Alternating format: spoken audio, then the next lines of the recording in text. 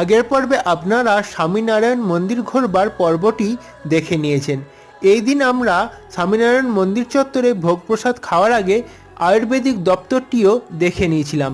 এরপর আমরা স্বামীনারায়ণ মন্দিরের ভোগ প্রসাদ খাবার জায়গায় 150 টাকায় লাইন দিয়ে টিকিট কেটে মহাভোগ থালিটি নিয়েছিলাম।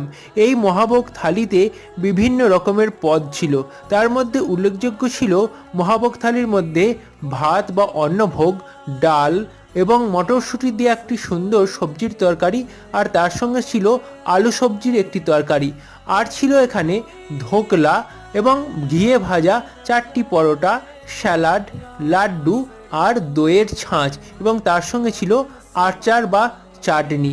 আপনারা ভাবতে পারেন মহাভোগ থালি বলছি, অথচ এখানকার মেনুগুলো এরকম কেন? আসলে মন্দিরটি যারা তৈরি করেছিলেন তারা হচ্ছেন গুজরাটি সম্প্রদায়ের, তাই মহাভোগ থালি এখানকার অন্যরকম।